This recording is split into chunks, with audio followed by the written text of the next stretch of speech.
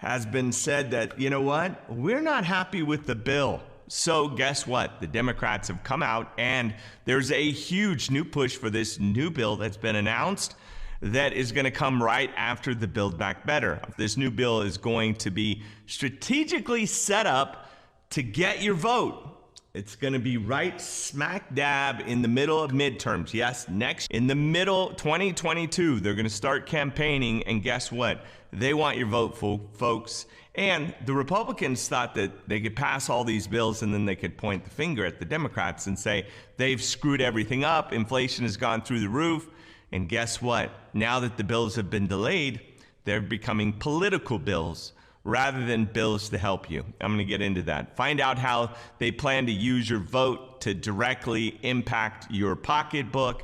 We're also going to cover unemployment backlogs. Many of you have been asking about what's happening in unemployment. We're going to cover some stories on unemployment, the unemployment system, federal and state level, and get you. It wasn't prepared for the pandemic, obviously, but state by state, the system is flushing out. And if you've got a backlog, you've been waiting for your unemployment. One state in particular has cleared out their staggering backlog of unemployment, and people who didn't get their money before are finally getting it. You're going to find out in this about that backlog. Also, I got an interesting story about a lady who's sentenced for unemployment fraud. And Dirty Jobs, Mike Rowe, if you guys know him at all, if you've watched that, he has some stuff to say about unemployment in the jobs market in America, which is so critical to whether we get these bills back. Unemployment's very crucial because that's what the Federal Reserve looks at, and that's what our Congress looks at, is what's happening with employment. When employment is up, everyone thinks that everything is good, and then bills don't get passed.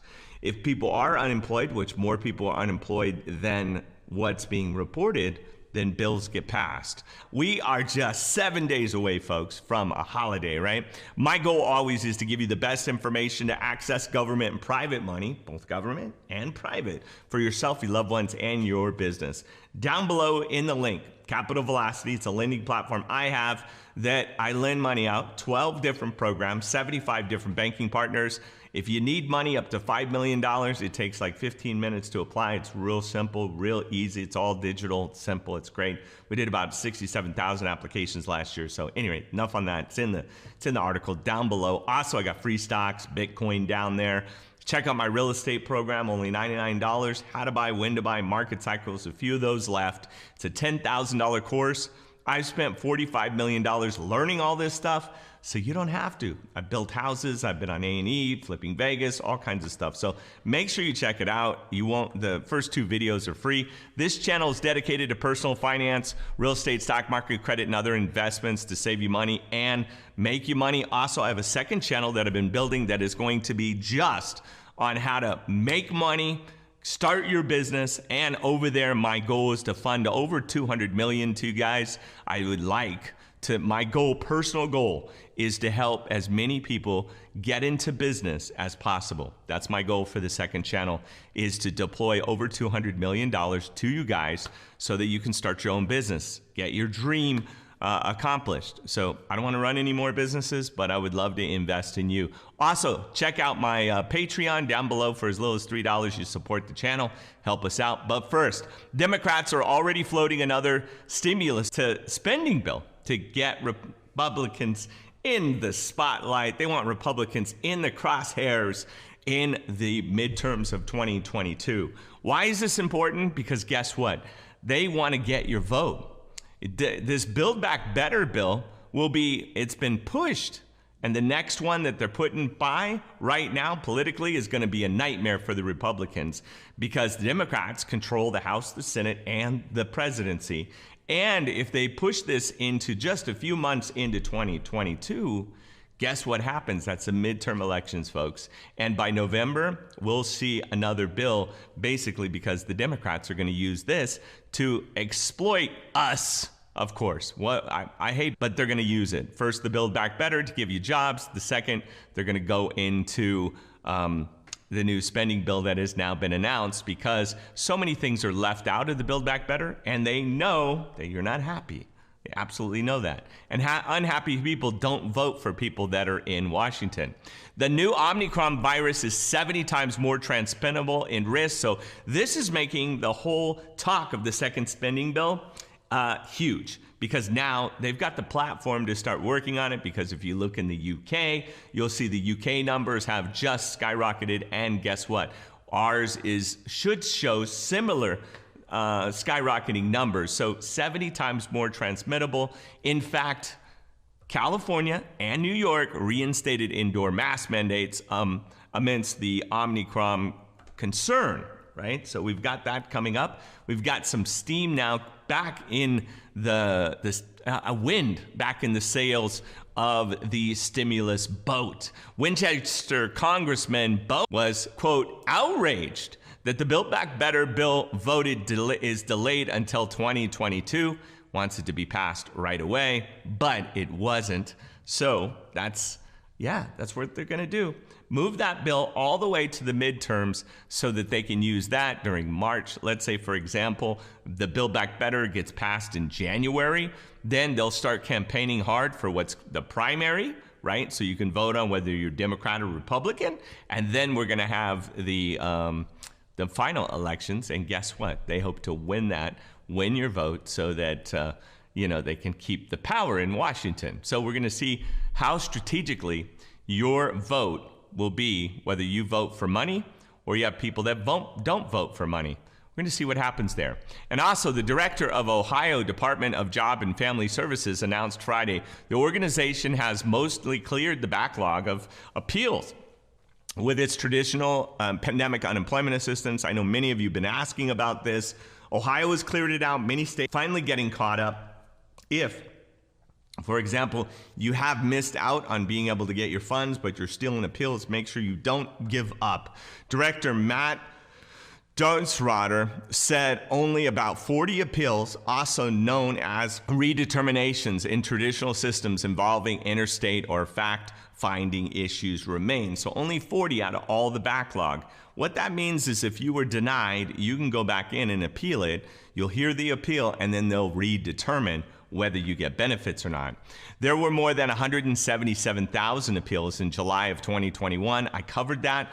Of those, 146,000 were older than 21 days, which is a target date for the address of the appeals. Now, many states got sued for not getting these done fast enough. So it's been a lot of turmoil, as you know. In order to combat the backlog, Dunsroder and the ODFS began tracking progress and conducted a bi-weekly forecast that took into considerations factors such as the current volume of appeals and the rate that they were processing. What a concept. Like, actually figure out how to do these, right? Dunsroder said that the strategy allowed them to do a better job of projecting staffing and overtime needs. And there's some jobs there, right? Which led to applying for resources needed, such as assigning the cross-training more staff members. Cross-training meaning if you were, hey, if you're a janitor, come over here. We got some stuff you can do other than cleaning the building. Madrod said the historical number of claims throughout the pandemic brought about unprecedented appeals. This summer, we have put together an aggressive plan to address those appeals, and thanks to the efforts of staff, we've been able to do just that. Claimants and employers who disagree with the initial decision about the unemployment claim, which a lot of people have, including people who fraudulently, which I'll talk about in the next story, lost their money, they can appeal for and request the redetermination decision so they can relook. You can have it relooked at. So if you were denied, make sure you have them relook at the case. Since the start of the pandemic, they've issued more than 558,000 redeterminations. Before the pandemic, there were around 45,000. So that's a 10x in the wrong direction, right? So what's the great news for the people of Ohio? This is. So congratulations. Meanwhile, San Diego woman that was a former contract employee with the state unemployment insurance program. So she was on the inside. Folks, this is something else. She was on the inside, and she's been sentenced to just over 2 years in prison for her role in the scheme of taking pandemic unemployment aid funds. Nika Gomez Nika Gomez, 41 years old, who worked as a call center agent assisting people in processing their unemployment insurance claims, admitted to submitting false unemployment claims using personal identification information she acquired from inmates. Yeah, I'm not kidding. She acquired it. They finally have tracked this down. You know, I covered other stories that talked about inmates. With the help of her boyfriend, an unidentified inmate serving a 94-year to life sentence for murder of a California state prison in Sacramento. She pleaded guilty on July to federal wire fraud and aggravated identity theft charges and was sentenced Wednesday in San Diego federal court to 25 months in custody. Now, anytime you get money that comes through a wire, typically that would end up being wire fraud. So many people who got this money transferred to them are in big trouble if they did it fraudulently. In other examples outlined by her plea agreement, Gomez claimed one inmate was an Arizona-based independent contractor that left unemployment due to the COVID-19 pandemic. In truth, the inmate was in prison in California at the time and thus ineligible to receive unemployment assistance. Yes, if you were in jail, you could not get these funds. Go figure, right? Of course not. The benefits were paid out in the form of debit cards, which were mailed to Gomez's residence or a home of someone working with her. Prosecutors alleged that, she obviously got them to go to different mailboxes. In total, how much do you think she got? She got $214,000 in false claims, both in California Employment Department as well as she was doing the Arizona Department as well. That sounds bad. Any rate, that's horrible. Both agencies paid more than $93,000 in fraudulent claim, court documents state. As part of the sentence, Gomez is ordered to pay the amount in restitution, so she didn't get to keep it. You don't get to keep this money if you get in trouble. A defense sentence memorandum submitted by her attorney alleged Gomez believes the personal information she received was obtained legally. Okay, all right. Though the information turned out to be on the inmate's house of her boyfriend's, evidence, she believes she was submitting applications for her boyfriend's family members and her friends, the defense alleged. And that didn't go very far. Good story, though, right? I mean, interesting story. Got it covered here because we've seen everything over the year, haven't we, guys? According to the defense, Gomez's role was a minor compared to at least 6 prison inmates involved in the scheme. All of those who were charged largely due to the fact that they are serving life sentences. Of course, what if they got to lose? They're in there for life, right? Finally, as inflation soars and Americans are left with less expendable income, the low U.S. labor participation rate, which is the numbers we've been covered, combined with high unemployment compounds the problem to a point that it may in fact be endangering national security. Wow, right? So many different effects that this pandemic has caused, right? Fox Business host Mike Rowe said Thursday on Tucker Carlson Tonight, which we don't pick either side. We know that they're more of a red channel. Rowe, founder of the Mike Rowe Works Foundation, based out of a hometown in Baltimore, as well as an acclaimed host of Dirty Jobs and The Deadliest Catch. If you haven't seen him, it's pretty popular. Said that the government's disincentivizing of work and incentivizing the idleness goes right to the identity as a people. This is no longer a matter of skilled gaps or a few million people unemployed and employed frustrated because of the mismatching skills, end quote. So Rowe, who often advocates that Americans to pursue jobs where there is a long been a shortage for people that are in the trades. This is a matter of national security. When I started the foundation, Rowe Works, this is his quote, 13 years ago, Labor Day, we had record number unemployment. Every morning I woke up, I was shouting dirty jobs, and I would look to the headlines in the papers, and it always was click up 8%, 8.5%, 9%, end quote.